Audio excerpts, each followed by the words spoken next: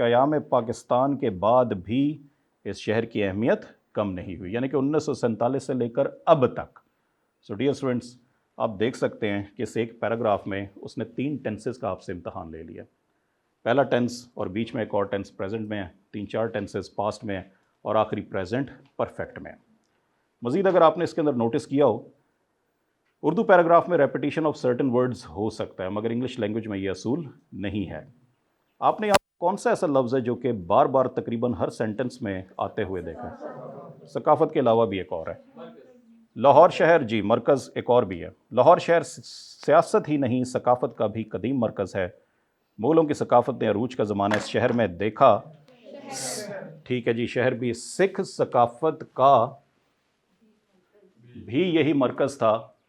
इल्म व अदब की सकाफ़त भी इसी शहर के हिस्से में आई। अहले तसव्वुफ़ का भी यही मरकज़ था। तसव्वुफ़ की मशहूर किताब कश्फ़ुल माजूब के मुसन्निफ़ हज़रत अली हिजवेरी अल मशहूर हज़रत दादा गंज बख्श भी इसी शहर में मदफून है। अंग्रेज़ों के दौर में भी लाहौर का फ़ैशन पूरे हिंदुस्तान में राइज होता था। क़याम पाकिस्तान के बाद ये कितने भी आ गए? 6-7 आ गए जी। तो मुझे बताएं कि हर सेंटेंस में आप ऑल्सो लगाएंगे? नहीं लगाएंगे, आपको हर बार जो है कोई ना कोई वर्ड चेंज करना पड़ेगा। तो उर्दू के पैराग्राफ में ये मुमकिन है, इंग्लिश के पैराग्राफ में ये मुमकिन नहीं है।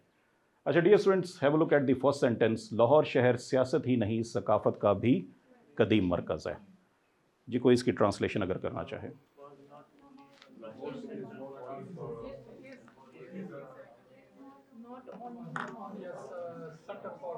अच्छा जी, जी सियार आप बताएं जी। लाहौर सिटी, पहली बात तो वॉज नहीं आएगा, अभी भी मरकज़ है ना, ठीक है। अच्छा जी, एक चीज़ तो मेरे ख्याल है आप सबके जहन में आ गई है, नॉट ओनली बट ऑल्सो। ठीक है जी, ये तो क्लियर है, नॉट ओनली बट ऑल्सो। अब डियर स्टूडेंट्स, यहाँ पे पहले सेंटेंस में उसने इम्तहान ले लिया है एक पार्ट ऑफ स्पीच का, जिसे हम कहते हैं कोरिलेटिव कंजंक्शंस।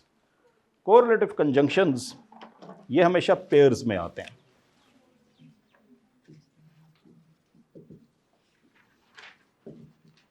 इस ट्रांसलेशन के बहाने वो डिफरेंट स्किल्स भी जो है आपकी टेस्ट कर रहा है। कोरिलेटिव कंजंक्शंस कौन से हैं जी? पहला है बोथ एंड, दूसरा आइदर और, तीसरा नाइदर नॉर, और एक है ji not only but also. Not only but also. Correlative conjunctions expression को बेहतर बनाने में किरदार अदा करते हैं। फॉर एग्जाम्पल, अगर मैं इन स्टूडेंट के बारे में कहूँ कि शाह साहब is intelligent and hard working, इसको ऐसे भी कह सकता हूँ, शाह साहब is both intelligent and hard working. हमारा मौजू क्या है? ट्रांसलेशन के साथ कंजंक्शन और पैरेलल स्ट्रक्चर। बोथ के बाद मैंने एक वर्ड यूज़ किया, टेक्निकली एक ग्रामेटिकल कैटेगरी, एक एडजेक्टिव यूज़ किया। ही इज़ बोथ इंटेलिजेंट, और एंड के बाद भी मैंने एक ही वर्ड यूज़ किया है, एंड हार्ड वर्किंग। इसको मैं ऐसे भी कह सकता हूँ कि ही इज़ आइदर इंटेलिजेंट और हार्ड वर्किंग। आइदर के बाद भी एक ही वर्ड है, अगर ग्रामर की ज़ुबान में कहें तो एक ही एडजेक्टिव है, और के बाद भी एक ही वर्ड है, ग्रामर की ज़ुबान में कहें तो एक ही एडजेक्टिव है। और मैं इसको ऐसे भी कह सकता हूँ कि he is neither intelligent nor hard working. ठीक है जी, अल्लाह ना करे कभी ऐसा हो। और इसको ऐसे भी कहा जा सकता है, he is not only intelligent but also hard working. याद रखें, नॉट ओनली के बाद एक वर्ड यूज़ किया है या एक ग्रामेटिकल कैटेगरी मैंने यूज़ किया है, बट ऑल्सो के बाद भी वही सिमिलर स्ट्रक्चर यूज़ करना है। तो आमतौर पे आप में से अक्सरियत ने यही बोला है, Lahore city is not only the centre of politics but also culture. Spoken English में ये सुनने में जो है ठीक लगता है, मगर ये ठीक नहीं है। पैरेलल स्ट्रक्चर जो है इसके अंदर वायलेट हो रहा है। डियर स्टूडेंट्स, असूल ये है कि जो स्ट्रक्चर आपने नॉट ओनली के बाद यूज़ किया है वही आपने बट ऑल्सो के बाद भी इस्तेमाल करना है। इस चीज़ को एक मिसाल से मैं वाज़िया करूँगा। यहाँ पे पहले सेंटेंस की तरफ गौर फरमाएं, ये क्या कह रहा है? Clara not only wants money but also fame. तो देखने में तो बिल्कुल सही लगता है, मगर असूल क्या है कि जो स्ट्रक्चर नॉट ओनली के बाद है वही बट ऑल्सो के बाद भी होना चाहिए। यहाँ पे नॉट ओनली के बाद एक वर्ब है and then comes money, and then but also के बाद फेम, दोबारा से एक मॉडिफाइंग नाउन आ गया। सो पहला तरीका करेक्शन का क्या है कि जितने वर्ड्स या जो ग्रामेटिकल कैटेगरी नॉट ओनली के बाद यूज़ की है बट ऑल्सो के बाद भी वही इस्तेमाल करें। So Clara not only wants money but also wants fame. ये पहली करेक्शन है, मगर इसके अंदर आप देख सकते हैं कि वॉन्ट्स जो है रिपीट हुए, इसमें मोज़ाइका नहीं है क्योंकि पैरेलल स्ट्रक्चर का असूल है कि दोनों हम वज़न होने चाहिए। दूसरी इसकी करेक्शन क्या है, क्लारा वॉन्ट्स, इस वॉन्ट्स को नॉट ओनली से पहले लें। Clara wants not only money, अब नॉट ओनली के बाद कितने वर्ड्स हैं, एक है, बट ऑल्सो फेम। अब यही ट्रांसलेशन आपको इस पहले जुमले में भी करनी थी कि लाहौर शहर सियासत ही नहीं सकाफत का भी कदीम मरकज़ है। पहले ये वाला वर्जन लिखें ji, Lahore city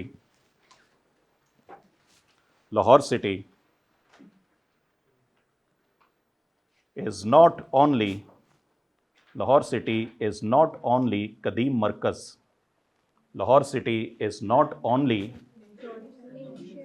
ji an ancient centre, Lahore city is not only an ancient centre of politics.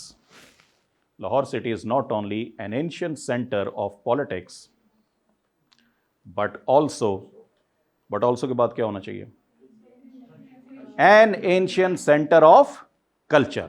ये ancient center आपको दोबारा से रिपीट करना पड़ेगा क्योंकि not only के बाद आपने ये किया है, but also के बाद भी जो है सिमिलर स्ट्रक्चर, पैरेलल स्ट्रक्चर आप यूज करेंगे, but also an ancient center of culture. अब यहां पे कौन सा वर्ड रिपीट हुआ, एंशियंट सेंटर, जाहिर सी बात है जी। अब इस एंशियंट सेंटर को ना नॉट ओनली से पहले ले आए। दूसरा वर्जन लिखें, लाहौर सिटी या the city of Lahore is an ancient centre, Lahore city या the city of Lahore is an ancient centre of, ji अब मुकम्मल करें, of not only politics but also culture. अब बात पूरी बनी है, नॉट ओनली के बाद भी एक ही वर्ड है, यानी कि एक ही जो है कैटेगरी यूज हुई है पार्ट ऑफ स्पीच की, और बट ऑल्सो के बाद भी एक ही वर्ड है, बट ऑल्सो कल्चर। यहाँ पे क्लियर हुए जी कुछ? अच्छा जी, अब देख ले डियर स्टूडेंट्स, ये एक छोटा सा पैराग्राफ है, 3 टेंसेज यूज कर रहा है, साथ ही कोरिलेटिव कंजंक्शन का जो है वो भी आपकी स्ट्रेंथ देख रहे हैं कि आप इसको कितने अच्छे तरीके से हैंडल कर सकते हैं। अब आगे आपका इम्तहान है आइडेंटिफिकेशन ऑफ सब्जेक्ट का, और यह सबसे टेक्निकली इस चीज़ की तरफ इशारा करता है कि उर्दू और इंग्लिश लैंग्वेज के सेंटेंस स्ट्रक्चर में बहुत फ़र्क है। दूसरा जुमला, मुग़लों की सकाफ़त ने अरूज का ज़माना इस शहर में देखा। मेरा सवाल आपसे ये है कि अरूज का ज़माना किसने देखा? मुग़लों की सकाफ़त। तो सब्जेक्ट आपका क्या हुआ? मुग़लों की सकाफ़त। देखें जी, द मुग़ल कल्चर देखा यानी देखा था, सॉ बिल्कुल ठीक है, द मुग़ल कल्चर सॉ अरूज का ज़माना इट्स पीक, ये हम बिल्कुल जी लिटरल ट्रांसलेशन कर रहे हैं, इट्स पीक इन दिस, इस शहर में, इन दिस सिटी। ये सेंटेंस मज़ीद भी जनाब बेहतर हो सकता है। द मुग़ल कल्चर सॉ की जगह लगाएं witnessed, you already know that, witnessed its glory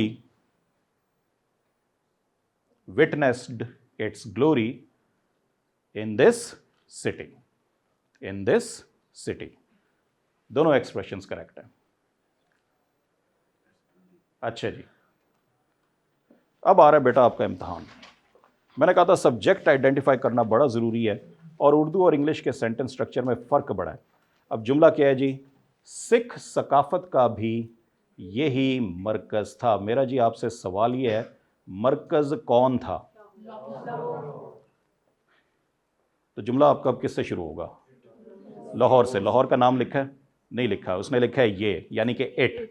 अब यहाँ पे देखें, उर्दू का जुमला शुरू हो रहा है किससे? सिख सकाफत से, मगर इंग्लिश की ट्रांसलेशन किससे शुरू हो रही है? इट से। सो इंग्लिश लैंग्वेज में सब्जेक्ट वर्ब एंड ऑब्जेक्ट या सब्जेक्ट वर्ब एंड कॉम्प्लीमेंट का स्ट्रक्चर होता है। उर्दू में जो है ये कोई जो है पाबंदी नहीं है, तो कभी भी उर्दू का जो स्ट्रक्चर है एज इट इज़ आपने वो फॉलो नहीं करना, इसलिए कहीं कहीं पे ये जो लिटरल ट्रांसलेशन है ये मार खा जाती है। सो ट्रांसलेशन लिखिए, it was also the centre of Sikh culture. It was also the centre of Sikh culture. Sikh S capital, Muslims, Christian, Sikh हमेशा कैपिटलाइज होते हैं। सिख कल्चर।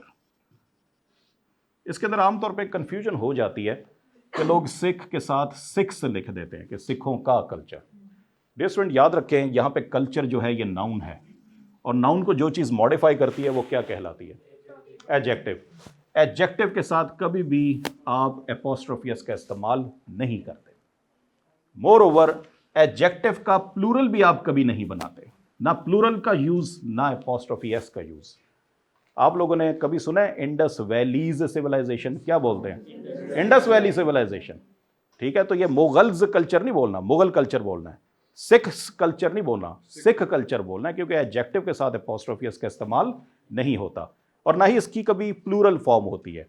हम आमतौर पे बोल देते हैं 10 रुपीज़ नोट, ये गलत है जी। नोट नाउन है, तो नाउन को जो चीज़ मॉडिफाई कर रही है वो है 10 रुपी, तो ये 10 रुपीज़ नहीं होना चाहिए, 10 रुपी होना चाहिए, क्योंकि एडजेक्टिव कभी भी प्लूरल सेंस में इस्तेमाल नहीं होता है। अच्छा जी, जुमला तो बेटा आपको मैंने लिखा दिया, मगर इसके अंदर कुछ रेपिटिशन है। It was also the centre of Sikh culture. Also चलें रहने दें, सेंटर आ गया, हम पहले यूज कर चुके थे। सेंटर के अलावा कोई और वर्ड? हब लिख दीजिए। It was also the hub of Sikh culture. It was also the hub of Sikh culture.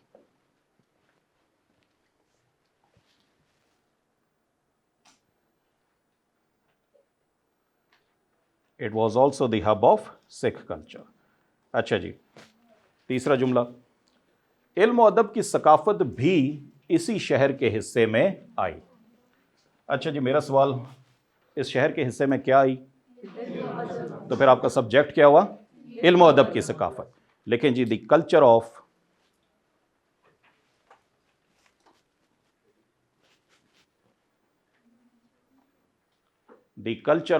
इल्म और अदब जी, एनी गेस?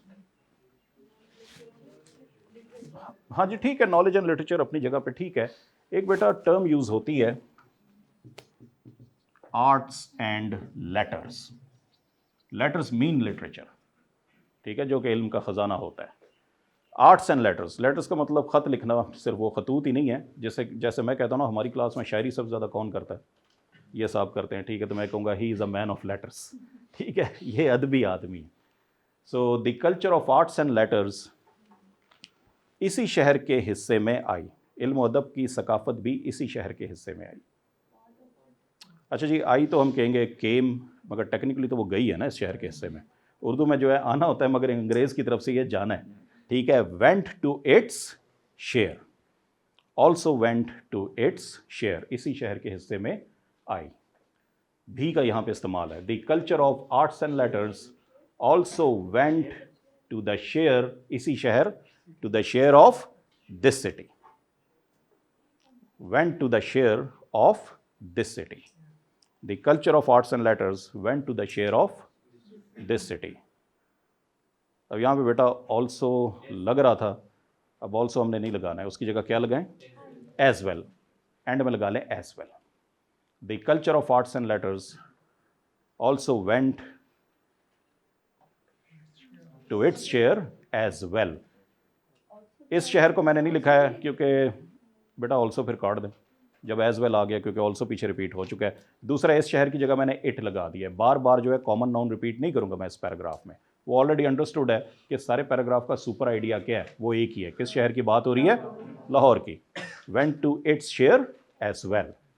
इसके बाद जी, हाँ, पांचवा जुमला, अहले तसव्वुफ का भी यही मरकज़ था। अच्छा जी, अगेन मेरा सवाल, मरकज़ कौन था? लाहौर। लाहौर का नाम लिखा है, उसकी जगह यही इसने यूज़ किया है, दिस या इट से शुरू करें। अब यहाँ पे अगेन आप देखें, जो जुमला है उर्दू का वो शुरू हो रहा है अहले तसव्वुफ से। अहले तसव्वुफ से जुमला शुरू हो रहा है, मगर हमारा इंग्लिश का जुमला इट लाहौर से शुरू हो रहा है, क्योंकि असूल क्या है? Subject, verb and complement. तो उर्दू का स्ट्रक्चर अगेन वो हरगिज़ आपकी हेल्प नहीं करता है, इसलिए लिटरल ट्रांसलेशन से हम ज़्यादा से ज़्यादा मोहतात रहते हैं, तो इडियोमेटिक ट्रांसलेशन करनी है। पहले तो जनाब लिख लें, it was also the centre of, बाद में देखते हैं सेंटर को चेंज करना, ऑल्सो को चेंज करना। It was also the centre of अहले तसव्वुफ। अच्छा जी, मिस्टेक्स ठीक है, इसकी ट्रांसलेशन करीब करीब कुछ यही बनती है, मगर बेटा मिस्टेक्स की कॉनोटेशन ज़रा चेंज हो जाती है। अहले तसव्वुफ यानी कि वो लोग जो तसव्वुफ पे ईमान रखते हैं, भरोसा करते हैं या बिलीव करते हैं, इस नज़रिए पे भरोसा करते हैं। अच्छा जी, आपने कभी अहले बैत का नाम सुना है? अहले बैत कौन है? वो 5 अफराद। जब अहल आ जाता है इसका मतलब होता है अफराद। अहले तसव्वुफ यानी कि वो लोग जो तसव्वुफ पे यकीन करते हैं, तो उन्हें क्या कहते हैं? सूफीज। बस बात खत्म हो गया ji, Sufis. It was also the centre of Sufis. और सूफी का वर्ड ये ऑलरेडी इंग्लिश डिक्शनरी में मौजूद है। क्यों? क्योंकि जितने भी आपके रिलीजियस जो भी टर्मिनोलॉजीज हैं, इनको प्रॉपरली जो है इंग्लिश में कॉइन किया गया। अच्छा जी, एक तो सेंटर का वर्ड रिपीट हो गया, कैसे, किससे रिप्लेस करें इसे? नहीं, सूफीज़म नहीं यार, सूफीज, सूफियों यानी कि उनका मरकज था, उन लोगों का मरकज था। इट वॉज ऑल्सो लगा दिए पर। चलो जी, सेंटर की जगह होम लगाएं। एज वेल भी इस्तेमाल कर चुके हैं, TOO का इस्तेमाल करें। It was a home to Sufis too. ये टू कुछ ज़्यादा आ गया, ठीक है, ऐसा करें, इधर एज वेल कर दें, पिछले सेंटेंस में TOO कर दें। It was a home to Sufis as well. It was a home to Sufis as well. बहरहाल, हाँ, मैं इसकी तरफ आ रहा हूँ। अब देखिए, इन्होंने अपने सवाल का खुद ही जवाब दे दिया कि अब यहाँ पे अब ऑल्सो अगर नहीं फिक्स हो रहा तो इंग्लिश लैंग्वेज में आपके पास कनेक्टर्स, पैराग्राफ में कर रहे हैं ना, तो पैराग्राफ के रूल्स इन्वॉल्व होते हैं, उसमें कनेक्टर्स की ऑप्शन है, more over, additionally, further more. तो क्यों नहीं लगा सकते? बिल्कुल लगा सकते हैं, क्योंकि जब आप इंग्लिश पैराग्राफ में लिख रहे होंगे तो इंग्लिश पैराग्राफ के रूल्स जो हैं वो फॉलो करने पड़ेंगे, और वो सारे के सारे रूल्स ऑलरेडी आपको पता है। अब आ गया बेटा ज़रा टेस्ट केस। यहाँ तक ज़रा सादा सादा बातें हो रही थी, अब थोड़ी सी मुश्किल बात है जो कि सिर्फ इस एक जुमले तक महदूद है। 2018 का अगर आपके पास पेपर है तो इस जुमले को ज़रा बगौर मुलाहिज़ा फरमाएं।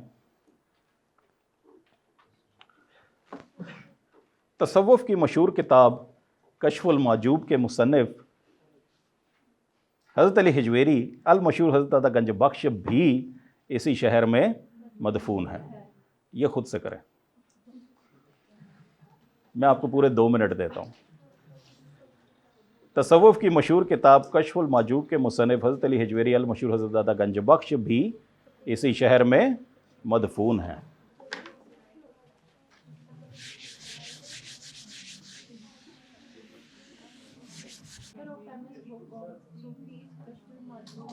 The author of famous book of Sufism Kashful Mahjub. अच्छा जी, मेरा सादा सा बेटा सवाल है, सादा सा सवाल है, मुझे बताएं मदफून कौन है? उनका नाम यहाँ पे लिखा हुआ है। क्या हो गया आप लोगों को बेटा? ये क्या नाम लिखा है? हज़रत अली हिजवेरी। जिस वक्त आपके पास नाम मौजूद है तो आप इसी से जुमला स्टार्ट कर दें कि दफन कौन है, ताकि हमें क्लैरिटी हो जाए।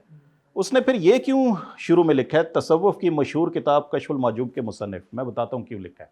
जुमला शुरू करें, हज़रत अली हिजवेरी, आपके साथ साथ लिखता हूँ, हज़रत अली हिजवेरी अल मशहूर हज़रत दाता गंज बख्श, renowned as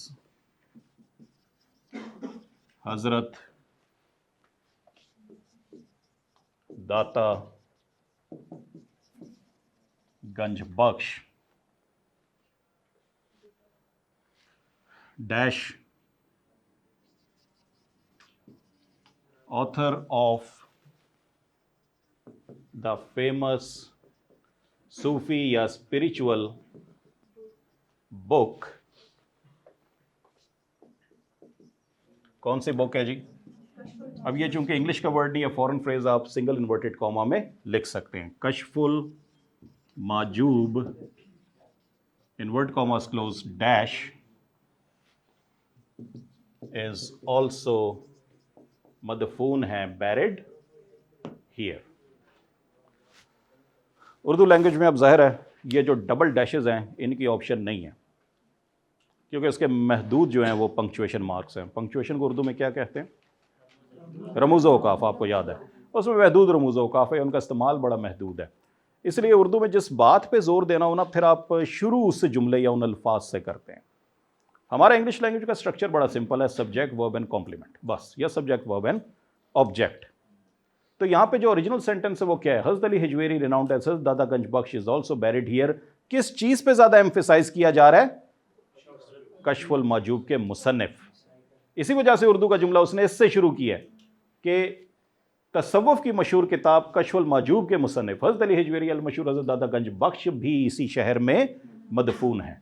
अब इंग्लिश लैंग्वेज में मेरे पास फैसिलिटी है डैशेस की। डैशेस के दरमियान जो भी इंफॉर्मेशन आप लिखते हैं राइटर उस पर एम्फेसाइज कर रहा होता है, because that information stands out from the text, सबसे ज़्यादा नुमायाँ होती है। यही हमने पंक्चुएशन में भी पढ़ा था। क्लियर हो गया जी।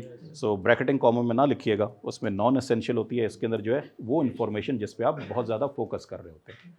आखिरी दो जुमले जनाब, अंग्रेज़ों के दौर में भी लाहौर का फैशन पूरे हिंदुस्तान में राइज होता था। अंग्रेज़ों के दौर में भी, इन द ब्रिटिश ईरा, ठीक है जी, in the British era, in the British rule भी आप लिख सकते हैं, ब्रिटिश बी कैपिटल रूल भी आप लिख सकते हैं। और अंग्रेज़ों का जो दौर हिंदुस्तान की हद तक था ना, जिस पे सिर्फ हिंदुस्तान में हुकूमत थी, उसके लिए एक उन्होंने स्पेसिफिक वर्ड भी कॉइन किया हुआ है, ब्रिटिश राज। ये सही बोला है, ब्रिटिश राज। आप ये भी लिख सकते हैं ड्यूरिंग द ब्रिटिश राज, और राज का आर कैपिटल कर दें। इंपीरियलिज्म साम्राज्यत होगी ना, वो ज़रा दूसरे मानी में आ जाता है। तो अंग्रेज़ों का दौर वो कॉलोनियलिज्म ज़्यादा था। सो ड्यूरिंग द ब्रिटिश राज या ब्रिटिश रूल लाहौर का फैशन पूरे हिंदुस्तान में राइज होता था। मेरा सवाल है राइज क्या होता था? तो सब्जेक्ट क्या हुआ? लाहौर का फैशन। लिखें ji, the fashion of Lahore,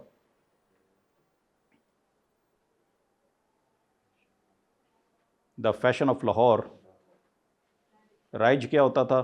fashion होता था, फैशन राइज होता था। इसका मतलब ये तो फिर ऑब्जेक्ट हुआ। ठीक हो गया जी। राइज करने वाले का जिक्र है? नहीं जिक्र है।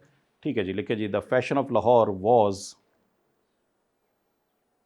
The fashion of Lahore was, rise होता था, इम्पोज। बट फैशन कभी इम्पोज नहीं होता, इम्पोज नहीं होता। फैशन की हमेशा फ्री फॉलोइंग होती है।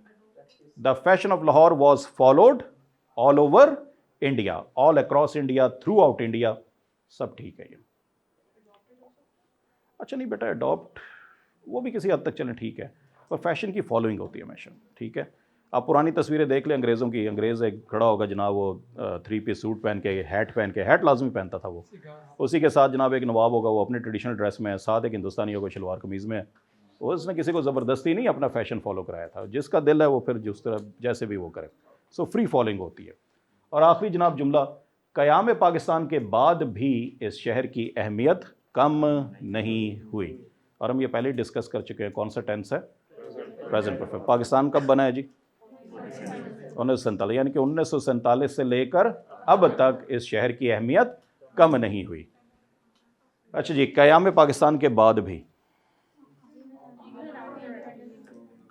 अच्छा जी, हमारे दोस्त हैं ये रिजवान मंजूर साहब, पोस्टेड है इधर पेशावर में। वो कहते हैं सर जब भी मेरी प्रेजेंटेशन होती है ना, तो मैं जनाब वो शुरू कैसे करता हूँ, after the inception of Pakistan, comma, terrorism has been the biggest threat. वो कहते हैं अच्छा ठीक है जी, अब अगली दें प्रेजेंटेशन। वो कहते हैं जी किस पे दें सर? ड्रग्स पे दें। After the inception of Pakistan, comma, drug abuse has been the biggest threat. Okay अच्छा सर जी, चलें ये जो बैगिंग का मसला है इस पर ज़रा दें। वो कहते हैं ठीक है, after the inception of Pakistan, comma, beggars have been the biggest threat.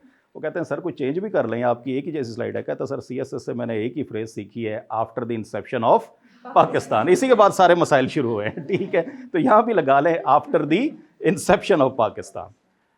After the inception of Pakistan इस शहर की अहमियत कम नहीं हुई। किसकी अहमियत कम नहीं हुई है? लाहौर की। लाहौर का नाम लिखा है, इस शहर लिखा है, दिस सिटी। देखिए चीज़ें आसान बनाएं। ठीक है, किसकी अहमियत कम नहीं हुई? इस शहर की। This city has not lost its importance, this city has not lost its importance. Clear हुआ जी? ये भी कर सकते हैं, the importance of this city has not declined. बात इधर भी वही है, मगर हमने सिंपल किया है। So even after the inception of Pakistan this city has not lost its importance. So dear students, यहाँ पे ये कंक्लूड होता है। और इस एक ट्रांसलेशन में जो शायद बज़ाहिर आपको बड़ी आसान लग रही हो, उसने 3 टेंसेज आपके टेस्ट कर लिए, present, past and present perfect, जो आखिर में था, जिसको आप उस तरह नहीं गेस कर सके थे। फिर उसके बाद एक कोरिलेटिव कंजंक्शन की जो स्किल है वो भी उसने टेस्ट कर ली, नॉट ओनली बट ऑल्सो, यानी कि पैरेलल स्ट्रक्चर आपने कैसे यूज़ करना है। तीसरी चीज़ जो उसने टेस्ट की है, रिडंडेंसी, भी हर जगह इस्तेमाल हो रहा था कि आपने उसको भी जो है कैसे मैनेज करना है। दूसरा सब्जेक्ट की आइडेंटिफिकेशन, यानी कि जुमला शुरू आपने किससे करना है। मैंने हर सवाल में, हर सेंटेंस में काउंटर क्वेश्चन आपसे पूछा था कि जनाब मरकज़ कौन है, तो आपने कहा लाहौर मरकज़ है, हालांकि जुमला शुरू हो रहा था सिख सकाफत का भी यही मरकज़ है। सो उर्दू का स्ट्रक्चर सेंटेंस का और इंग्लिश का स्ट्रक्चर, इसके अंदर भी जो है एक वाज़ेह फ़र्क आपने देख लिया। सो ये देखने को एक मामूली सा पैराग्राफ है, मगर इसके अंदर उसने आपकी बेशुमार स्किल्स जो हैं वो टेस्ट कर ली हैं।